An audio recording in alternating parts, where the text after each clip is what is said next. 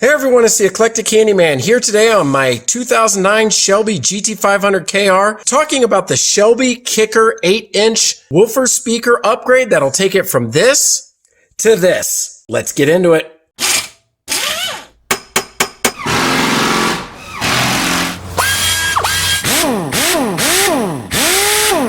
All right, quickly, let's just go ahead and weigh the stock speaker versus the new Shelby speaker to give an idea of the difference in magnet and the speaker itself. So this is the Ford OEM speaker that came out of the Shelby already. And this is weighing in at about 2 pounds, 14 ounces. If we take the new Shelby Kicker and put it on here, we're looking at 5 pounds, roughly 10 ounces. You're talking about a 3-pound difference between the two speakers. Now, I'm not an audiophile, so I'll leave it up to those that know better, but I've already heard this, and I think it sounds quite a bit better with the bass and some of the lows in the car. So pretty cool upgrade. This is usually around $150 for the set, so not a major investment. It's plug and play. So let's get over there and start looking at the installation. Let's start out by looking at some of the tools we're going to need today. Essentially what this project calls for is taking off the door card, replacing the speaker, and reinstalling everything. It's not that difficult. I took my sweet time on the first door and I probably spent 2 hours. I'll probably cut that in half. And if somebody's like a stereo pro and has worked on this, I bet you like a NASCAR pit crew style, this could be done in under 30 minutes easily. But I take my time.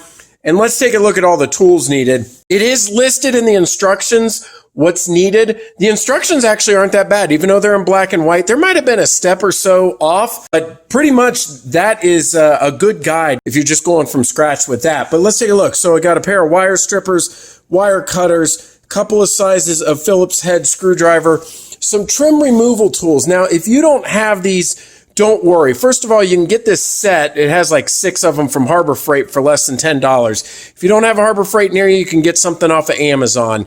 And if you don't have that, I don't recommend using a screwdriver to pry. I mean, after all, you're talking about a Mustang or a GT500 here, so use the right tool. Plastic on plastic is the best. We've got a small pick right there, some electrical tape, a 7mm, a 10mm socket, a Torx 30 T30, couple of ratchets. I just happen to have a metal tray to keep track of the screws I take off, and a hacksaw. Now, don't panic about the hacksaw. If you're like, oh my gosh, what am I doing to my GT500? I'll wait till we get to that step. It's no big deal. Essentially, we end up having to cut off a couple of plastic tabs that are right here. You could probably use a strong pair of wire cutters and not need it. It's just per the old speaker versus the new one. It's not any major modification. So anyway, get the tools all organized. And one last thing I would recommend is just having maybe a little stool or something to sit on while you do the work. Let's start by taking off the door card. And also quickly, before taking off the door card, make sure you've got a flat area to work with that door card removed from the car. I just have a couple of pieces of carpet here on the garage floor. You may have a table, a big piece of cardboard, just something so that you're not putting that on the floor. All right, start by removing the window cover. This one will be a hands only. You can start from the back corner and it will just snap right off. So the only difference between the driver and passenger is you're going to have this control right here, but this you can just remove the harness from the back right here, and it's got a little tab, and then you can put this to the side. All right, next up at the handle here, we need to remove this plate that exposes a screw. I'm just going to use one of my trim removal tools here and just gently get behind it. I don't want to mar anything. You see how I just kind of got right behind it? And then I do not want that trim coming up, so I'm just gonna kind of try to get out gently, kind of pushing down. There's just a couple of clips that go under there. This stuff is notorious for coming off, so I do not want to make that any worse. And then this little piece pops right out. That will expose this T30 bolt here that we can remove.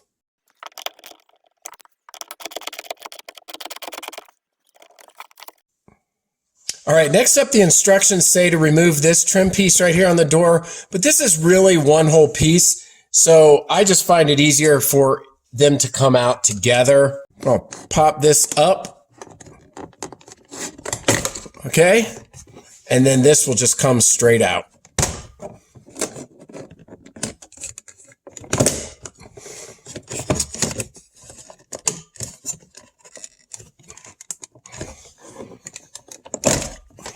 All right, I was able to just use my hands for that. And as you can see, this is, again, this just piece snaps on the top. This is what's inside the door.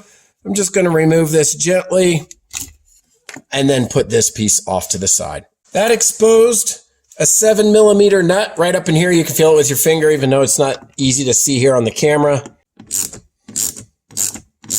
All of these come out pretty easily. You're talking plastic door, metal bolts, but realistically, these things are not put in with a lot of torque, so you won't need a lot of muscle to get these out. So next up, we've got the door handle. I'm going to use this pick, and the best thing to do is just to pull it back, get on top, and then gently pry that piece out of there. This is what it looks like. It has some tabs on it. That's going to expose another 30mm Torx bit that we've got to remove right here.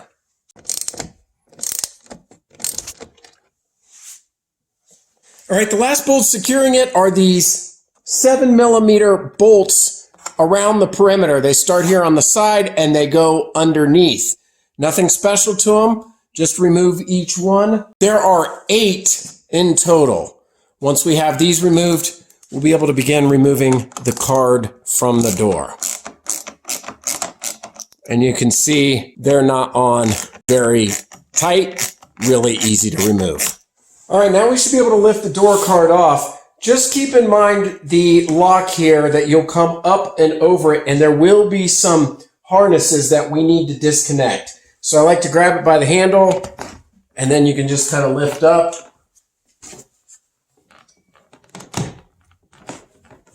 Gently. There we go, piece by piece. Got to get it over this. There we go. Come back over.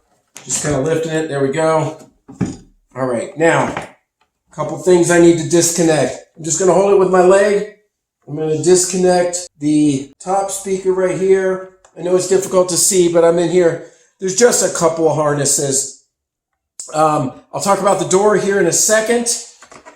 We already disconnected the harness for the locks and windows, so that can just be moved out of the way. Everything else is clear. All right, now, here's the deal. You may see some other videos where they tell you to disconnect the cable for the door, but that is not necessary. And just like the Shelby instructions, we can pop this out, and then we can send it back through, and we can take this, this whole card off.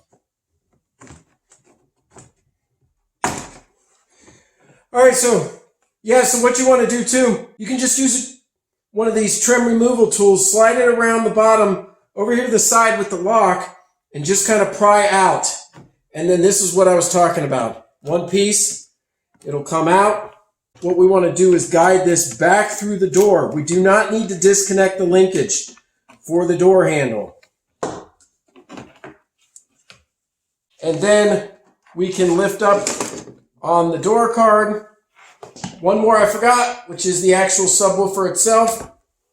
And now we're ready to go put this on our flat working surface. All right, over here on the work surface, here on this soft carpet, there's a 10mm bolt holding in the original speaker. Go ahead and take that one out. And flip this over so we can work from the top side. All right, here from the top, use one of the trim removal tools. Start from the bottom and just pry up. This is just a plastic trim ring right here. This is going to expose a series of 7mm bolts that are holding this in. We need to take each one of those out.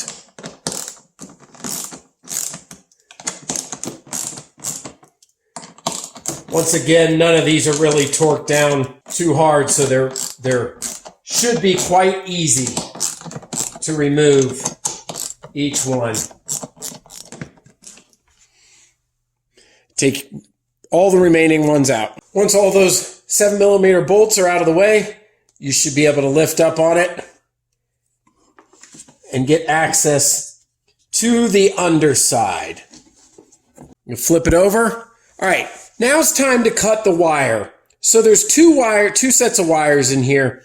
And the deal is that one of these sets, only one will be connected to the new Kicker woofer. So we need to cut it, and they recommend leaving as much wire as possible. And that makes sense because it needs to go back down into the hole.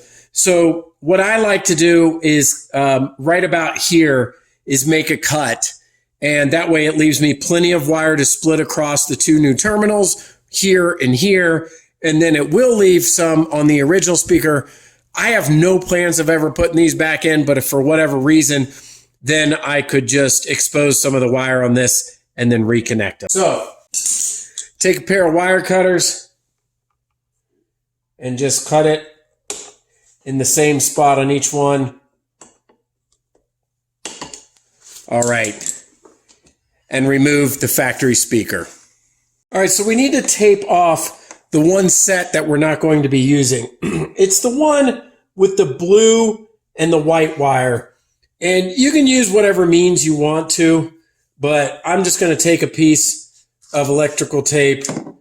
I'm just going to cap off the top, and then I'm going to wrap it around tightly so that it will stay out of the way. Now you can use whatever you want, you know, if you've got a fancy connector. I just don't want anything that's going to rattle around. So this is where simple can make a difference. So I've got black electrical tape, making sure nothing's exposed. And then I'm just going to tuck this back and use a small, lightweight zip strap to hold it against itself. So here's that small zip strap. And again, this is not a required step. All that it calls for is just moving it out of the way. But to that end, I'm just going to help it along. I'm not going to get it too tight. And there we go. So now I've got that second set of wires. It is important, they do note, you do not want to use both sets of wires. For this installation, you only use one, and again, it's the one with the black and the gray wire. So the next step is to go ahead, should be able to do this with your fingers, and split them apart. Now we need to expose about 1/4 inch off the end of the wire. So I'm going to go ahead and use my wire strippers here. Get about 1/4 inch. There we go.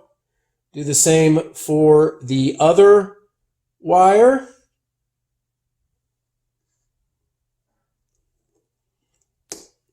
All right.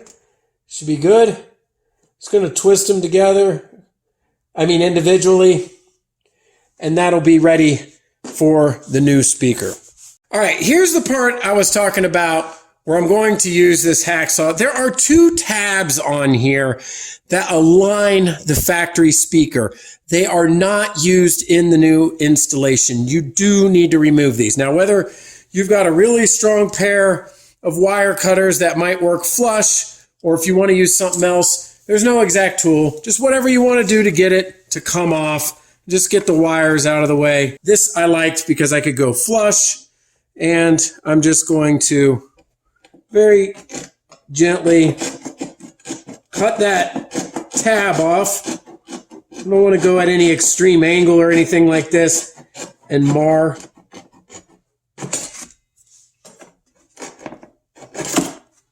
All right, there we go. First one's off. Now I'll do the other one.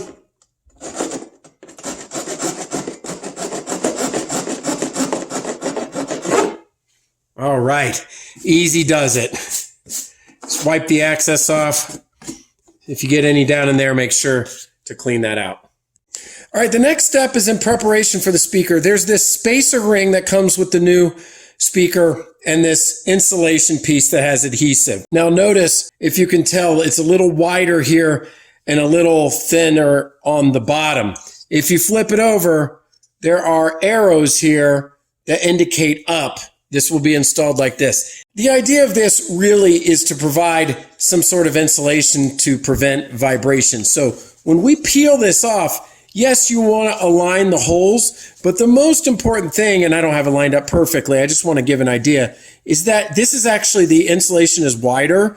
You want it sticking out on both sides. Don't worry, there's a speaker cover that goes on the end. You won't see any of this, but the idea is that when we start to screw this in, that there's this foam sticking out on both sides, because if you miss and this plastic touches to plastic, you're more likely to get a vibration. So even though that tip's not in there, that's one that I recommend that you pay attention to. All right, so sticking with the arrows up, I'm going to flip this over.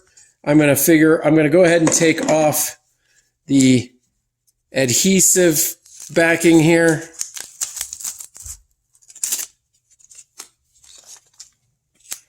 All right, again, keeping this at the top, I'm just going to determine the top. I'm going to get this lined up right here, but I'm going to flip it over because what I really want, again, is to have some sticking out on both sides, and there'll be the holes lined up. So I'm looking at both at the same time. You see, and you can reposition this. I haven't pressed down this hard, so like right here, I don't like it that much. It's a little too far to the top. Again, some bolts will be going through this, so it doesn't matter if you need to reposition. I'm just going to reposition it down just a hair. I want to look at, oh, I don't like that either. All right, let me look at both sides. I got some sticking out on the inside all the way around. I like that. Yep, including right there. And then I've got some going around the outside as well. All right, once I'm happy with it and I can see the holes are lined up and everything's in good shape, now I can go ahead and just kind of press it down, although it'll get pressed down as soon as we bolt this to it. Excellent. All right, now with those arrows lining up, it goes right over the holes and we can bolt this in. All right, to secure these down, you use the original 7mm bolts that held in the stock speaker. So once you get it lined up to the correct hole, I just recommend getting a few started by hand just to make sure you've got it all lined up okay. Tighten down, and I probably am not going to tighten each one down. Just like most things when you've got a pattern like this, I'm going to get them all started and then I'll screw them down in kind of like a star pattern just so it's evenly distributed. The main thing about this right here, you know, the new speaker is heavier, and you're really trying to combat vibration. Not that there should be any issue with that, but if you don't screw these in properly or unevenly, you know, from the base of the music, it might end up rattling loose if you don't have it secured properly. So just make sure that you get all of these tightened evenly and fully, but you do not, and I want to emphasize this, and I might do it a few times, as we tighten things back up and go in the reverse order, do not over tighten any of these. You are tightening these bolts into plastic with a metal screw. Yes, you can strip them. It wouldn't be the screw, it would be the plastic that you're going into, and then you're going to have a weak point. So this is why, by the way, here's a little tip. I like to use a 1/4 inch ratchet and sockets, because you start getting into 3/8 and 1/2 inch, the amount of torque you can get out of those, you just can't get the feeling of going into plastic. So it's better advised to use like a 1/4 inch and hand tighten. Once it starts to tighten down, just give a 1/4 turn or 1/8 of a turn and you're good. So we'll go ahead kind of, in a pattern and make sure that these are all tightened properly. All right, now it's time to connect the speaker. And, I'm not really a car stereo pro, so I was kind of expecting some wires out of here, but it's just these connectors right here. They're really basic. When you push it down right here, the holes line up and the wire goes through. When you let go, it'll clamp down on it. Black and red, per the directions. Black to black, gray to red. You can verify in your instructions. That's what it indicates. So it might help if you had a second pair of hands to help you here. I'm going to do it by myself. I did it on the other one. Just do not damage this paper cone right here. Be very, very careful when you flip it over to do this, that you don't drop it. All right, black in the black. Now, if you miss, you'll need to twist these again. Get them aligned perfectly. There we go. And the gray into the red. Now, pay attention. Make sure nothing binds. Drop that down. We'll line up the screw holes. And now it'll be time to mount this to that spacer. All right, for this, Shelby does provide mounting hardware. These are number 8 5/8 inch screws. You use a Phillips head for it. It's going to be the same procedure. Get it lined up and make sure. Now, these 4 smaller ones are going to be for the speaker grill. So we won't use those. It's the main holes around the outside here. So we'll just get one of these lined up, and I will do the same procedure. I'm just going to start some, and it's a good idea to secure the door card with your hands so you're not rocking on it. Just get all of these started in the correct holes, and then you can tighten them down. You know, as with anything, use the right size screwdriver. I think it calls for a number 2 Phillips. Just get the one that's going to work properly and not going to strip. I do not recommend for any of this installation using power tools. It's just my opinion, because again, you can't get that feeling of torque. You're very likely to over torque or break something. It's not worth it for the 5 minutes you're going to save. You're going to do this once, you're going to do it right, and you'll be happy with it. Be a nice clean installation with no problems. All right, I'm going to keep getting these finished up and we'll move along to the next step. All right, next we're going to install this speaker grill. I do like it. It says Shelby on it. I think that's pretty cool. And these are labeled. The speakers themselves aren't, but the inside is a little difficult. This says left hand or left-hand side of the car. So this is for the driver's side. So the speaker grills do have a direction on the car or a side on the car so that you want to pay attention to.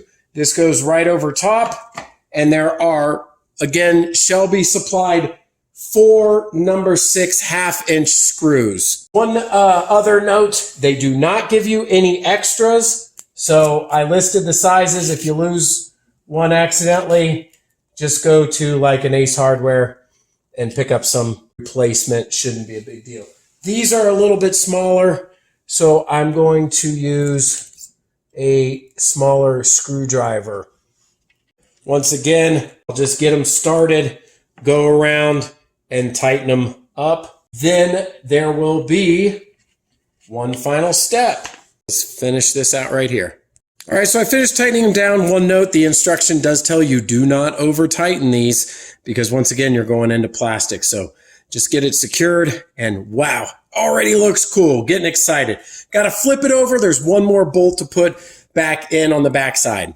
All right, on the bottom side, we have to reinsert this 10mm bolt and washer. This is Shelby supplied. They do recommend putting a little blue Loctite, which I will do. It is not a requirement, but if you look at the original bolt, it's a little difficult to see. There was thread locker on it. And again, my assumption is this is all in an attempt to prevent rattling. So I got some blue Loctite on there, and this is a 10mm bolt, and we'll get this one secured in here, and this will hold the speaker from the back side. So you essentially have support on both the front and the back of the speaker. Once again, you don't have to over tighten this. It's got thread locker on it. All right. You can tell there's a heavy magnet. This thing's sticking to it. So excellent. All right. It's time to take the door card back to the car, put it back on. Installation is the reverse, and then enjoy our new speakers. Let's get back over to the car. All right. Just a couple notes on the door here before we put the card. You've got these anchor points on the door that the posts from the door card will slide into. And then basically we go up and over. You've got the door lock here that we can maneuver as needed. We'll push this back through, prior, making sure to be very careful with it and just make sure nothing's pinched or in the way. It takes a little bit of juggling to get it back on, but it's just the reverse of what we did, removing it.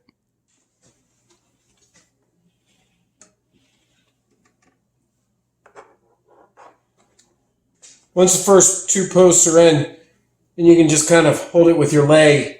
And as we mentioned before, we can just do the reverse.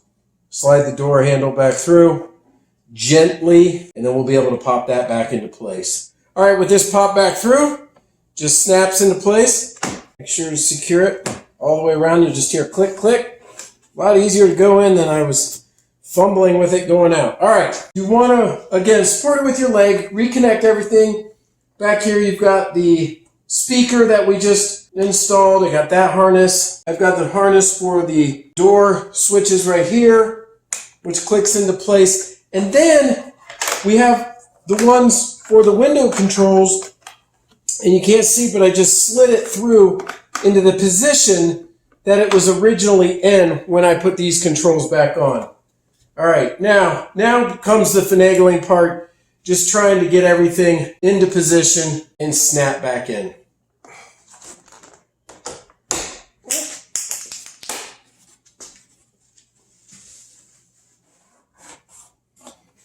All right, and so I got it secured back on. Just a little tip. This does pop off if you need to very easily with your finger to line up the lock if necessary. All right, making sure all the harnesses are in. Now, the way you ensure, you need to make sure this is flush. So to make sure it's flush, we want to make sure, I haven't put any of the mounting screws yet, but we want to make sure that that is flush all the way around, especially down here on the bottom. That's how you know you got this installed correctly. All right, next step, what I'm going to do, I'm just going to reconnect the harnesses in 1 or 2 bolts. And then I'm going to test out the speaker, make sure that it actually works. Because if I had the wiring wrong or something wrong, I don't want the whole door to be together and I have to take it back apart. So just quick sanity test. You could probably do it right now if you wanted to. I'll just make sure everything's connected and we're finished. All right, the door card is reinstalled and we have our new Shelby Kicker 8-inch speakers. Just a couple of quick notes on this. This is the speaker that would be for the 2005 to 2009 Mustang with a Shaker 500 or 1000 system. This also, there is a part number on Shelby's site for the 2010 to 2014, but these steps would have been applicable for 05 to 09 specifically. So it doesn't have to be a GT500, just anything that has the Shaker 500 or 1000 and you want to upgrade, you can follow these steps and upgrade this speaker. I'll tell you what, they sound to me fantastic. I turned on some XM radio, some stuff that had some deep, rich sounds. I just didn't want to get copyrighted for playing and, having music here, but I'm telling you, it sounded great. For like what I paid, whatever, $100, $150, I definitely recommend this. Again, if you're somebody like super deep into car stereos and all this, maybe you poo-poo it and don't think that this is that great, but I'm telling you, it's not a placebo effect. These things, they're 3 pounds heavier. They sound good. So as they say, a lot for the money that you're spending there. And I'm very happy with this. Anyway, hope you found this how-to helpful to get you going with your Shelby Kicker upgrade speakers. These woofers right here, these 8-inch woofers. Hope you found this useful. And until next time, this is the Eclectic Handyman. We'll see you later.